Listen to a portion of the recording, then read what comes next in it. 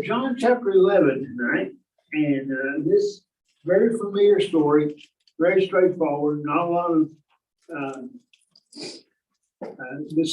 not a lot of things to discuss that are not already probably known, but we'll cover it and move on. Now, a man named Lazarus was sick. I can identify with that. That's what I identified with when I saw it. He was in Bethany, the village of Mary and her sister Martha.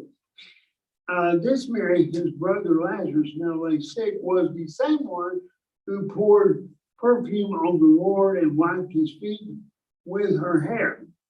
So the sisters sent word to Jesus, Lord, the one you love is sick. When he heard this, Jesus said, this sickness will not end in death. No, it is for God's glory, so that God's Son may be glorified through it. Okay, so we know at this point that Jesus knows what's going to happen. All of this is being done for the glory of God. And it will get confusing to the people at this point, both disciples and the others. But there's no doubt that Jesus knows what is going to take place and that it will serve a purpose. Yet when he heard that Lazarus was sick, he stayed where he was 2 more days. Then he said to the disciples, let us go back in Judea. But Rabbi, they said, a short while ago, the Jews tried to stone you, and yet you are going back there. Now, why would the disciples be concerned about this and Jesus not be concerned? It wasn't time yet. What? He knew it wasn't time yet. Right, and also he knows he's not going to be stoned. They're going to have to get a whole lot of different arrangement for this to all work, which they will, with God's help. But he's not. But of course, the disciples are still concerned. You think, are there not 12 hours of daylight? A man who walks by day will not stumble, for he sees that by this world's light. It is when he walks by night that he stumbles, for he has no light. After he said this, he went up. His disciples replied, Lord, it is when he walks by night that he stumbles, for he's in the light. After that, he said this, he went on to tell them, our friend Lazarus has fallen asleep, but I'm going there to wake him up. The disciples replied, Lord, if he sleeps, he will get better. By the way, that's true. I can attest to that part as well. Yeah, this really applied to me real well last week to this week. All right. Jesus had been speaking of his death, but his disciples thought he meant natural sleep. So then he told them pointedly or plainly, Lazarus is dead, and for your sake I'm glad I was not there, so that you may believe. But let's go to him. Now, would you like to know what the Greek word, some of you probably know, you know what the Greek word for sleep is? You may want that. I'm not wanting the Greek pronunciation, the English word. How about cemetery? Wonder if there's not a correlation there why the sleeping and the cemetery go together, and that's the reason you can use the word both ways. So he is talking about sleep, but he means obviously a different kind of sleep. Now, then Thomas, called Didymus, said to the rest of the disciples, let us also go that we may die with him. On his arrival, Jesus found that Lazarus had already been in the tomb for 4 days. Bethany was less than 2 miles from Jerusalem, and many Jews had come to Martha and Mary to comfort them in the loss of their brother. Why 4 days? So everybody knows that he's dead. Well, yes, that's true, but there was a belief in the Jewish community that one had to be dead, one was not dead, unless he'd been in the grave for 3 days. So Jesus wants to make sure that there's no question. It wasn't a matter if he got buried early and revived. But in fact, he was dead because he'd been in the grave for 4 days. 4 days, that's the significance of the 4 days. Excuse me. When Martha heard that Jesus was coming, she went out to meet him, but Mary stayed at home. Lord, Martha said to Jesus, if you had been here, my brother would not have died. But I know that even now, God will give you whatever you ask. He said to her, your brother will rise again. Martha answered, I know he will rise again in the resurrection in the last day. Okay, now, it's interesting that Martha has no problem believing that Christ can heal Lazarus. And whatever Jesus wants to do, he can do, she says. I'm not sure she's not buying into being resurrected right now, because when he says that, she says, yeah, we all know that. We know he's a righteous man, he'll be resurrected in the final resurrection. Well, she just doesn't understand that Jesus has got a more immediate plan. Now, it's also fascinating to me that more people had not heard of Jesus raising other people from the dead. Lazarus is not the first one. In fact, if you chronologically, there had been Jairus' daughter for one, was resurrected before, and you would think the widow's son in Nain had been resurrected, and you would think this would have gotten around. I mean, above everything else. I mean, it's one thing to heal a guy that can't walk, can't talk, can't see, can't do this, can't do that. But, right, raising people from the dead, I mean, that's a pretty big feat to pull off. And you would think that they would be more understanding of the possibility that Jesus could do that, since he'd done it in the past and wasn't even someone he particularly liked or knew or had any connection with. Here is a good friend. But there is some, there is a doubt or a question in Martha's mind of what he can do or what he will do. But she does say that he can do anything. And, whatever he wants to do, he has the power to do it. He said, well, we'll just raise him from the dead. She said, yeah, I know that. He'll be raised eventually. Jesus said to her, I am the resurrection and the life. He who believes in me will live,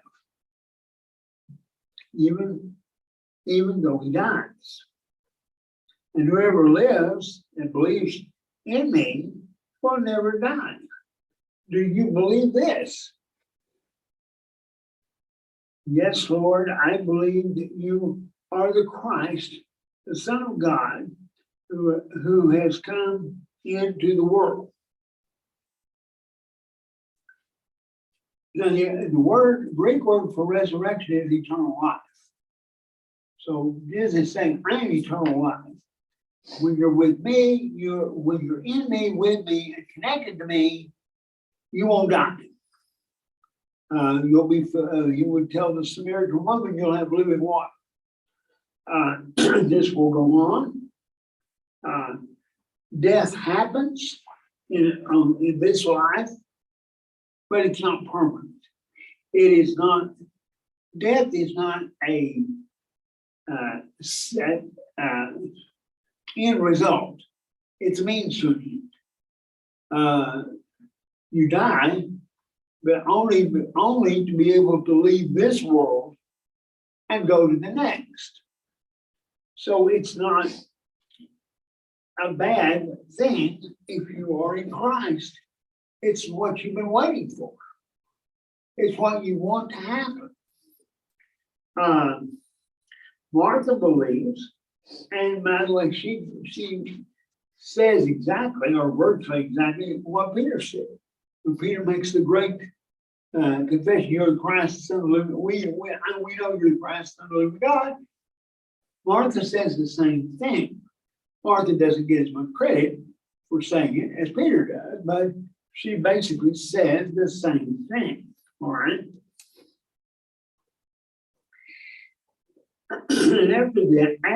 And after she had said this, she went back and called her sister Mary aside. The teacher is here, she said, and he is asking for you. When Mary heard this, she got up quickly and went to him. Now Jesus had not yet entered the village, but was still at the place where Martha had met him. When the Jews who had been with Mary in the house, comforting her, noticed how quickly she got up and went out. They followed her, supporting. So supposing she was going to the tomb to mourn them. When Mary reached the place where Jesus was and saw him, she fell at his feet and said, Lord, if you had only been here, my brother would not have died.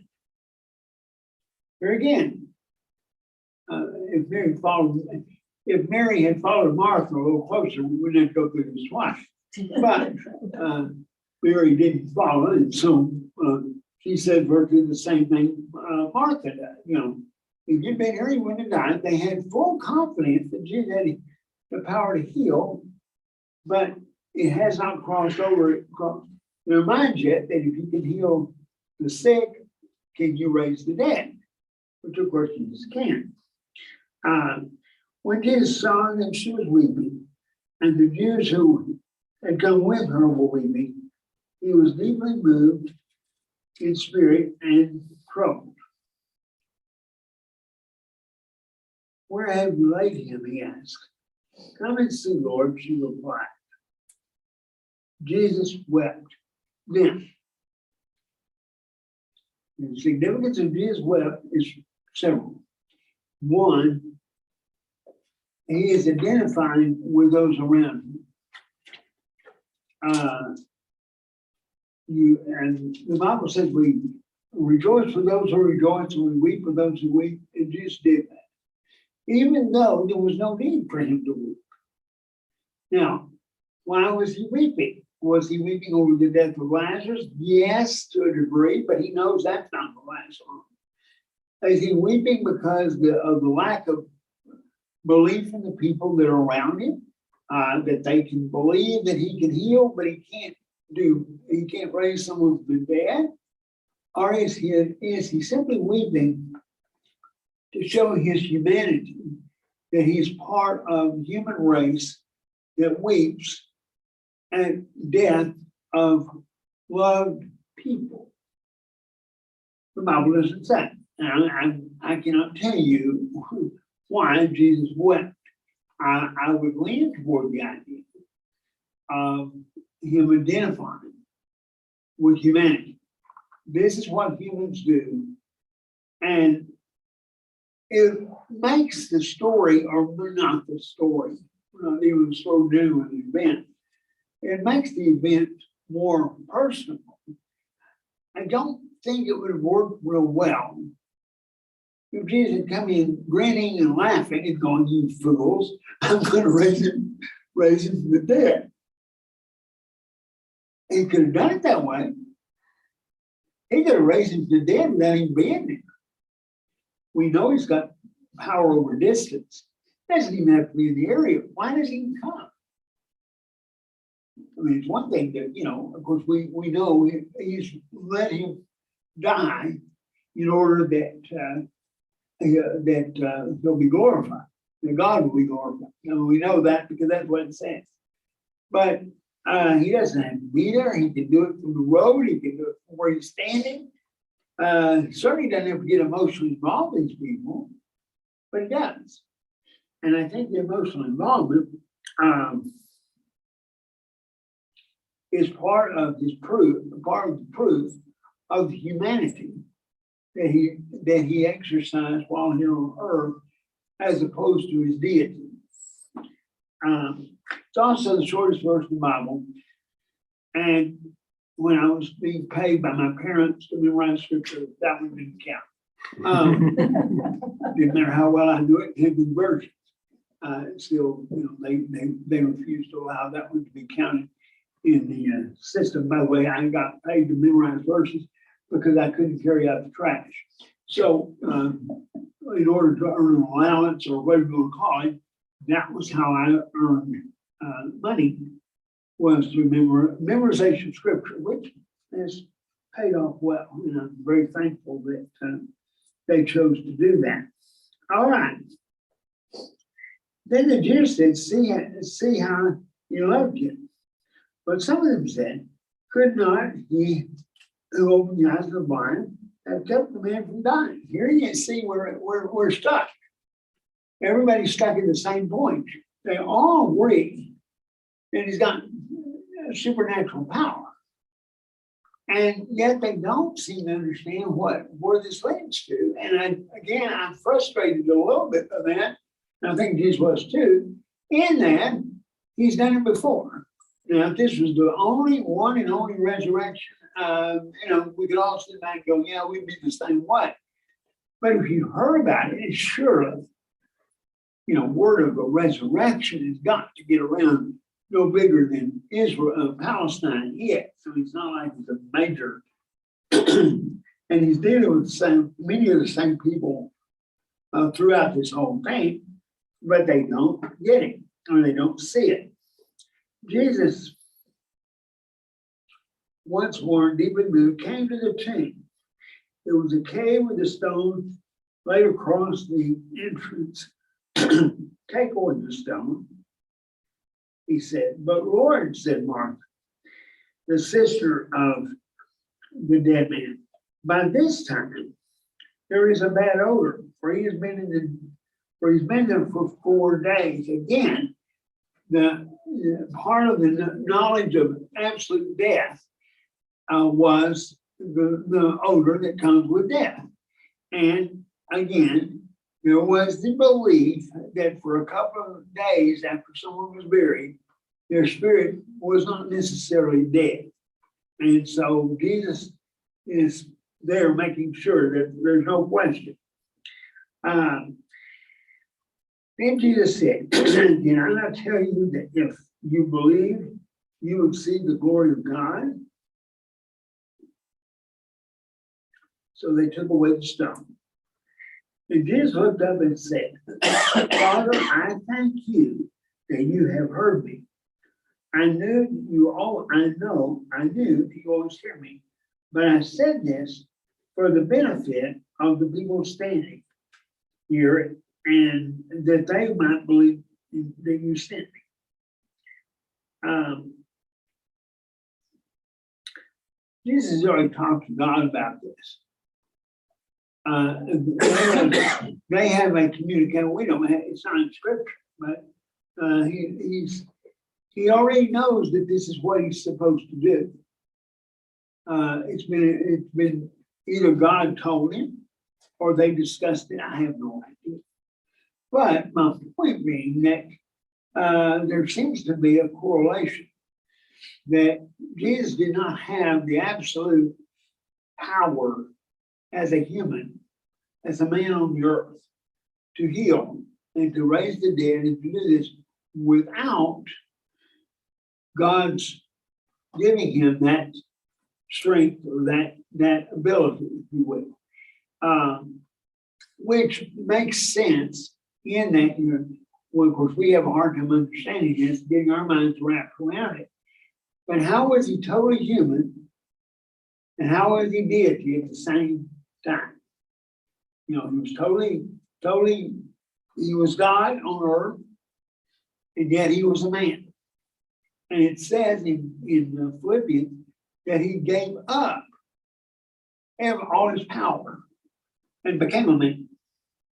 But if you give up all the power, you can't command anything to happen without the power being given to you.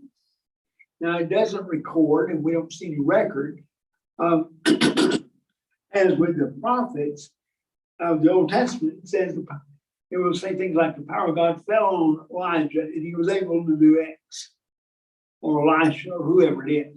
There seemed to be a actual power given. Jesus apparently had the power all the time, and I say that because when you discuss the woman with issue of blood that touches the hem of the garment, it says, "Somebody touched me," and the disciples said, "Well, yeah, they're bumping into you all the time." And he goes, "No, not that kind. I'm talking about the power left me." That's not the way he says it, but that's what it basically means. Okay, so trying to understand this is difficult for us, if not impossible. We don't totally understand it. But what I do want you to realize is that Jesus was a man. Because if you don't buy that, if you don't believe that, you have another problem. Because if you believe that at any point in time, Jesus could have just commanded, done, and turned the stones into bread, or whatever we're talking about, then you can't say with confidence that Jesus was tested in all points like as we are, yet without sin. You have to understand he was human. You have to understand he could be tempted. You have to understand that he could have the possibility of giving in to temptation. Because if you leave him as God with half the power, a 50% God, a 40% God, whatever, 30% God, and you say, well, then maybe it didn't really happen the way, maybe temptation didn't come to him like it does to me. Because after all, he was able to overcome it by his divine power. But he didn't have continual divine power. He only had apparently, I can't promise anything. So if we get to heaven and I'm wrong, I apologize now. But my understanding is that he has a deity and abilities that he has available to him when God allows it to happen. Now, sometimes, apparently, he and the Father discuss the situation. This apparently is one of those. I said this because, I'm calling on you now, not for me, because I know what I can do, but I'm calling on you, I'm bringing you into this in order that the people will understand that you and I are one, that we're working together. Now, I don't know whether Jesus could walk on water anytime he wanted to, or only when it served a purpose. I know he didn't tempt the God or the Holy Spirit by misusing his power, because that's what he tells Satan. I'm not here to put on a show. When Satan said you can be on the top of the temple and throw yourself off, the angels will catch you. Now, Jesus didn't say no, they wouldn't. He says, that's not the point. That's not what I'm here for. I'm not here to put on a show. I'm not here to impress people by my, as it were, magical power. But when did he have it? When did he have it? How much did he have? We don't know. And that's part of what makes it a unique situation to try to fathom a God man or a man God, as the case may be. And yet it says clearly that he gave up all of his power in order to become a man and live here on the earth. When he said this, Jesus called in a loud voice, "Lazarus, come out." Now, why did he call him by name? Why didn't he just say, "Come out"? There could be lots of other dead bodies inside that might have come out too. I'm sorry, what? There could have been other dead bodies in the tombs. Well, yeah, I mean, he could have just said, "Come out." Every dead person on the face of the earth could have. That would have been a shocking development. So he specified who he wanted to come out. It's a limited resurrection as opposed to a permanent, total resurrection, which we'll have when Christ comes back. Christ will basically say, "Come out," and the entire world of Christians will come out and meet him in the air. I don't know how that's all going to work, but that's basically what it says. So he has to be specific here. The dead man came out, his hands and feet wrapped with strips of linen and a cloth around his face. Jesus said to him, "Take off the grave clothes and let him go." Therefore, many of the Jews who had come to visit Mary and had seen what Jesus did put their faith in him. Question: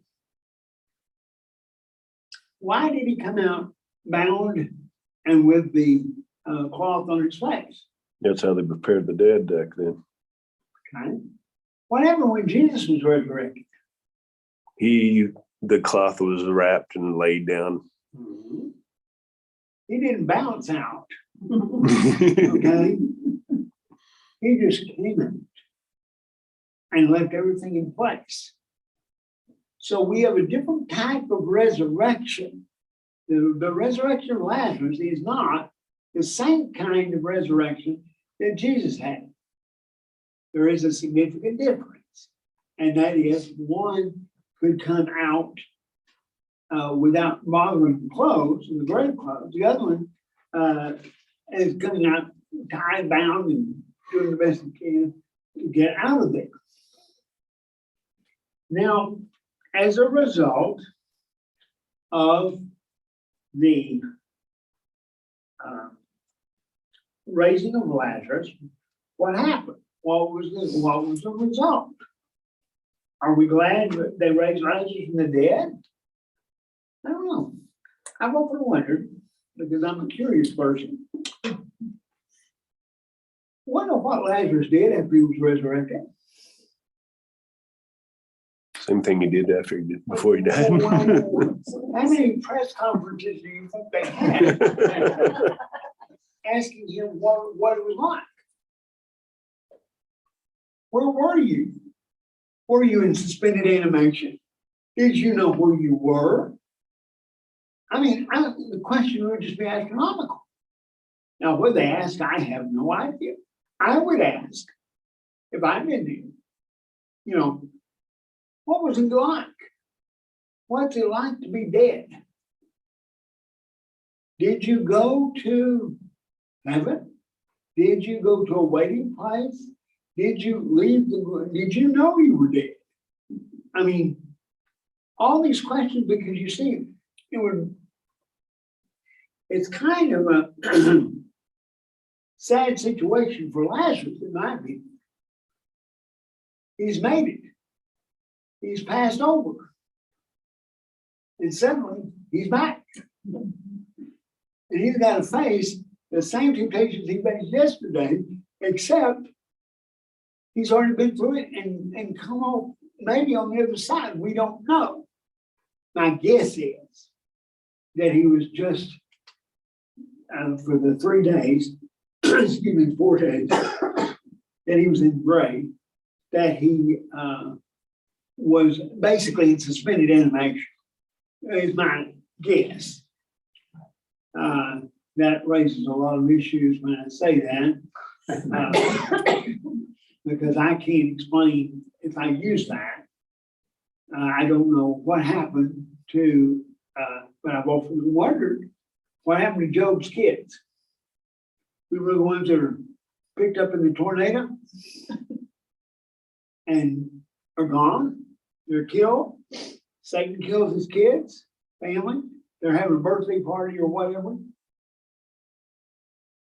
Okay, but when everything's restored to Job, does he get his original kids back, or does he get another set of kids back, or does his wife have to give him more kids? If that's the case, his wife is not a happy person. And she's already been through all that too, and so you just assume not. So, and there again, that's some more of what we don't know. The Bible doesn't say. But I would be very, very curious as to what happened to Lazarus during that period of time, or if he even knew. It could be that he, as I say, went into suspended animation, if you will, and yes, he died. I mean, he died. There's no question about that. I'm not questioning his death. He died. But exactly what happened to him at death may be unique for him. The other resurrections, raising from the dead, of the widow's son and name and Jairus' daughter, these are much more immediate. There's not a 4-day span of time in between. They died, and Jesus resurrects them. So you're not as I'm not as curious about what they went through as I am, because this is 4 days. And I'm just that way. Now we have this great belief, which is good. However, but some of the Jews went to the Pharisees and told them what Jesus had done. Then the chief priest and the Pharisees called a meeting of the Sanhedrin. What are we accomplishing? They asked. Here is this man performing many miracles, miraculous signs. If we let him go on like this, everyone will believe in him. And then the Romans will come and take away both our place and our nation. Then one of them named Caiaphas, who was the high priest for the year, spoke up. You know nothing at all. You do not realize that it is better for you that one man die for the people than the whole nation perish. All right. Caiaphas said, this is not hard. This is not rocket science, folks. He didn't know rockets, so he didn't know about rocket science. But had he known rocket science, that's what he would have said. This is not challenging at all. You don't want our nation going under, do you? Because you see, they assumed that Jesus would be a threat to Rome. And if he's a threat to Rome, Rome can come in and just wipe them out. Do you see anything wrong with the logic? What's wrong with the logic I just gave you? He created the entire universe. What in the world is he going to worry about the Romans coming in and killing them for? Okay, but if the Romans come in and kill everybody, what has Jesus just done? He's resurrected them. Why is Rome a threat? What can Rome do? Yeah, now they're wrong. I mean, they're wrong in terms of what they believe, but in what they believe, their logic doesn't hold up. Because if Jesus has got the power to raise the dead, Rome can't touch anybody that Jesus doesn't want touched.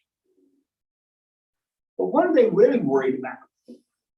The power. Their power, the Jews' power. Yes, Rome is a problem. But what they're really thinking about is, hey, if people keep believing in him, they're going to turn against Judaism.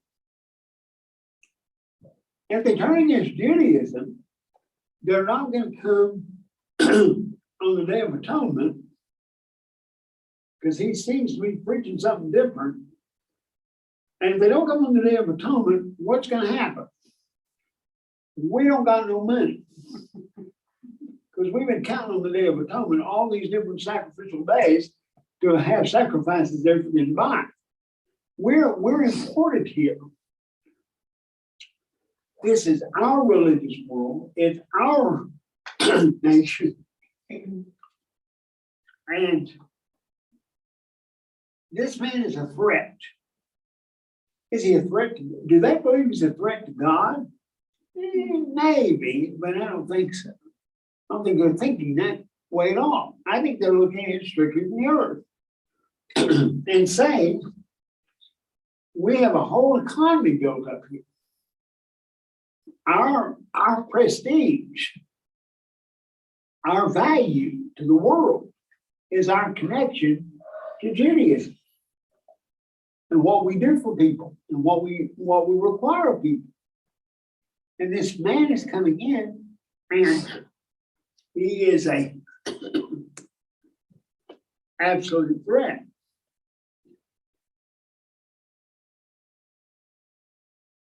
So, verse 51, he did not say this on his own, but as high priest that year, he prophesied that Jesus would die for the Jewish nation. You know he's prophesying. He had no idea. He's making a statement out of concern and fear and whatever. He's not thinking he's doing God's will. I mean, to the extent that, yes, to protect the Jewish nation, one man needs to die, and that's Christ. So to that extent, he's doing that, but he's not seeing the spiritual side, only the physical side. And not only that nation, but also the scattered children of God, to bring them together and make them one. So from that day on, they plotted to take his life. Therefore, Jesus was no longer moved about publicly among the Jews. Instead, he went into a region near the desert, to a village called Ephraim, where he stayed with his disciples. Now, he didn't have to go there. I mean, there's really no reason for him to leave in the sense of fearing that he's going to die early. He's not. But he doesn't want to have to create a miracle to keep them from killing him. In other words, they could throw rocks at him and the rock would bounce off. Literally, if God wanted them to. So you're not going to kill him early. So why didn't he just walk through the town and say, take your best shot? You can't kill me. No, because that's not what he's here for. See, that would in turn make his miraculous divinity a show. And that's not what he's here for. So he takes it on himself to leave, to get out of the way, so as not to create a spectacle for the people in the town around Jerusalem. By this time, considering he's been on the earth now for 30 plus years, and he's gone through all kinds of grief and all kinds of disbelief and all this stuff, I believe that has to be a major temptation. It's not listed as one. And often we don't consider it as one. But wouldn't you just love to walk through the town and look at him and go, can't kill me. You know, take your best shot. You can't get me because I'm not gonna die here. And every time you start to crowd around me, I'll just disappear. You talk about a show. This would be interesting. And when you've been in a world where nobody believes who you are and what you are, and you have this opportunity, the human side of me says, I'd love to do that. I'd love to see. Wouldn't you like, and the way we'd say it is, wouldn't you like to see the look on their faces when they do X and it doesn't work? And they have to start believing I'm who I said I was because they can't do anything to me. But that's not what he does. Why? Because that's not his reason for being on the earth. It's not to show off, it's to do the will of the Father. So he goes to the desert and stays out away from everybody. When it was almost time for the Jewish Passover, many went up from the country to Jerusalem to the ceremonial cleansing. Their ceremonial cleansing before the Passover.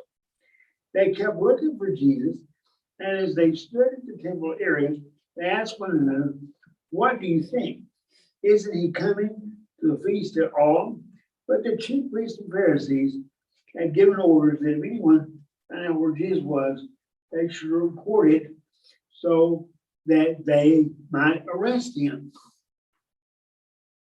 Well, I'm not ready to be arrested. The timing's not there. It's getting close. We're getting there, but not now. So Jesus makes the conscious choice to stay away. Now, it's also interesting that they can't find him. I mean, God's not going to let him be found before it's time. So he's not worried about sneaking up on him. But he doesn't stay in a visible spot where he becomes a show or a something that you enjoy seeing how what happens with this one. I mean, if you think about it,